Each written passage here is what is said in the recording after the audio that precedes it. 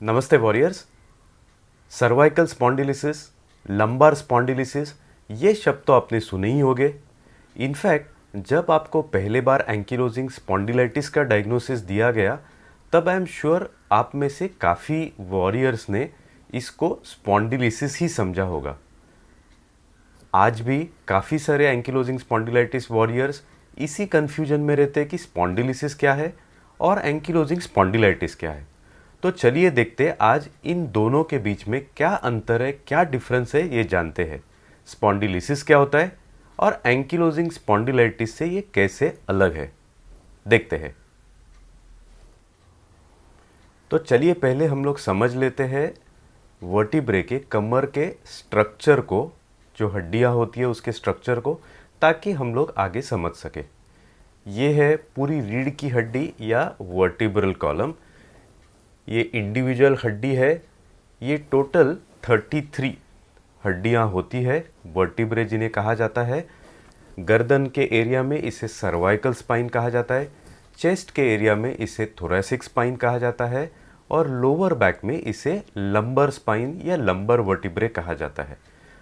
तो चलिए देखते हैं लंबर वर्टिब्रे को, और लंबर स्पॉन्डिलिसिस क्या होता है वो हम लोग उसके थ्रू समझ लेंगे।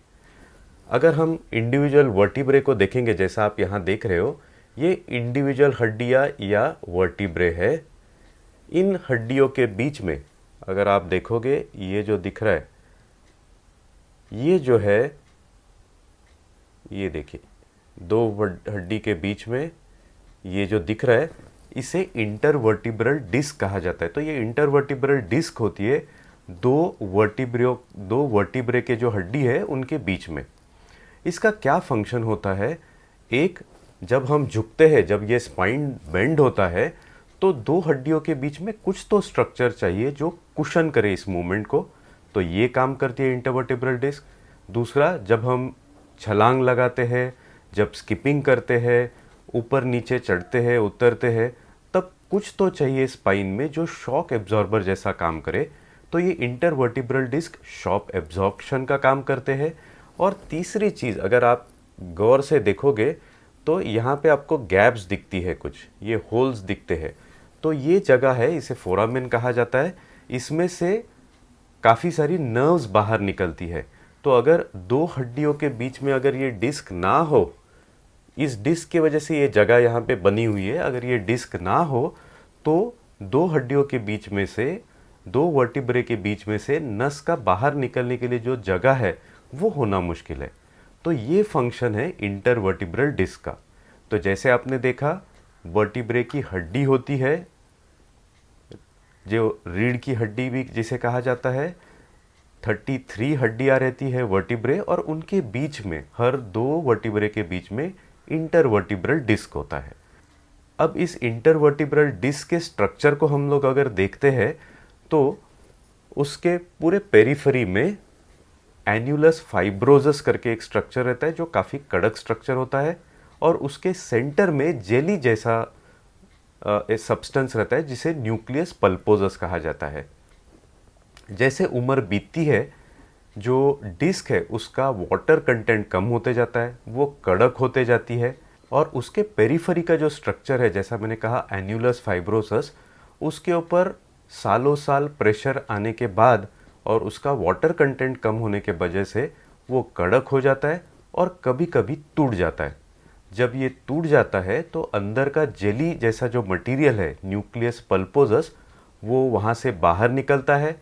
बाहर निकलता है तो वो इस जगह आता है, या अगर आप देखेंगे, ये डिस्क है, यहाँ का न्यूक्लियस पल्पोजस बाहर आ चुका है, जैसा आप देख रहे हो यहाँ से पीछे।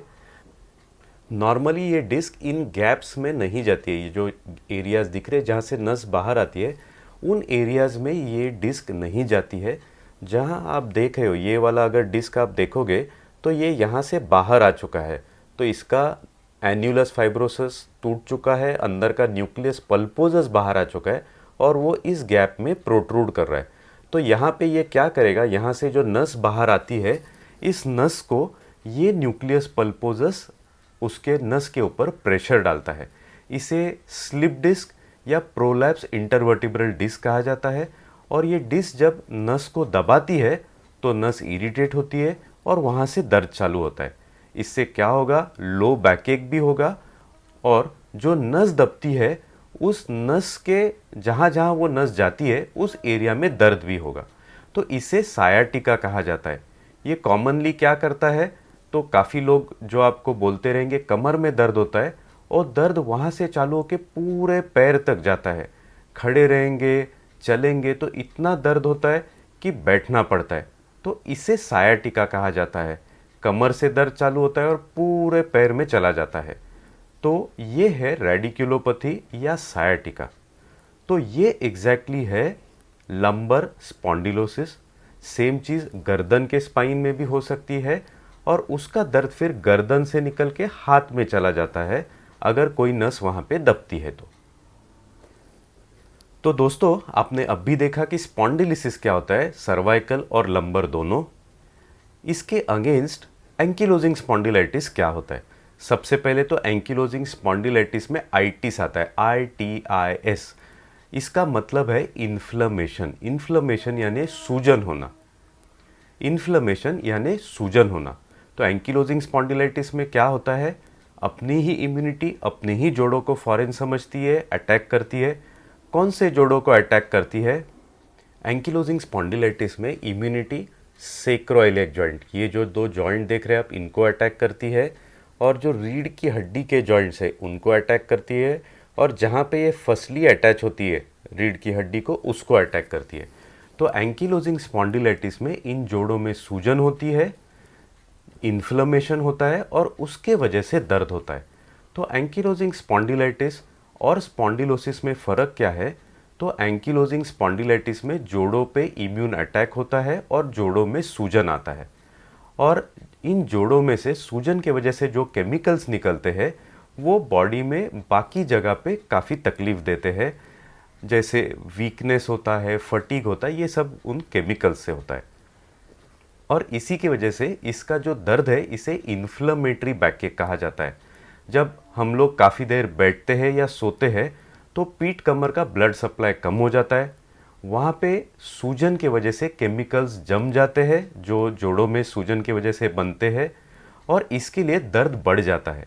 तो एंकिलोजिंग स्पॉन्डिलाइटिस में काफ़ी देर बैठने से, सोने से दर्द बढ़ जाता है और मूवमेंट करने लगेंगे तो ब्लड सप्लाई बढ़ जाता है। ब्लड सप्लाई इन केमिकल्स को वहाँ से निकालता है और दर्द कम होता है। तो एंकिलोजिंग में आराम करने से दर्द बढ़ता है, मूवमेंट से दर्द कम होता है। स्पॉन्डिलोसिस में इसके एग्जैक्टली उल्टा होता है। स्पॉन्डिलोसिस मैकेनिकल प्रॉब्लम है। जब कमर के ऊपर प्रेशर आएगा तो नस के ऊपर प्रेशर आएगा और नस दबेगी, दर्द बढ़ेगा। तो स्पॉन्डिलोसिस में आराम करते हैं, बैठते हैं, सोते हैं तो दर्द जनरली कम हो जाता है और काम करते, झुकते हैं, मूवमेंट होता है तो दर्द बढ़ जाता है। तो स्पॉन्डिलोसिस का जो पेन है उसे मैकेनिकल बैकएक कहा जाता है और एंकिलोजिंग स्पॉन्डिलाइटिस का जो कमर दर्द है उसे इन्फ्लेमेटरी बैकएक कहा जाता है। जैसे हमने देखा इन्फ्लेमेशन एंकिलोजिंग में होता है, स्पॉन्डिलोसिस में नहीं होता है, तो दोनों की ट्रीटमेंट भी टोटली अलग रहती है। एंकिलोजिंग स्पॉन्डिलाइटिस में इम्यूनो मॉड्यूलेटर्स यूज होते हैं, इम्यून अटैक होता है तो इम्यूनिटी को सप्रेस करने वाले, मॉड्यूलेट करने वाले दवा यूज़ होती है। और जो स्पॉन्डिलोसिस होता है उसमें इन दवा का फ्रैंकली कोई भी काम नहीं रहता है। दोस्तों आप समझ ही गए होंगे कि एंकिलोजिंग स्पॉन्डिलाइटिस और सर्वाइकल या लंबर स्पॉन्डिलोसिस में क्या फ़र्क है। आज के लिए बस इतना ही। अगले हफ्ते ज़रूर मिलेंगे और एक नए वीडियो के साथ। तब तक के लिए इजाज़त चाहता हूँ। धन्यवाद।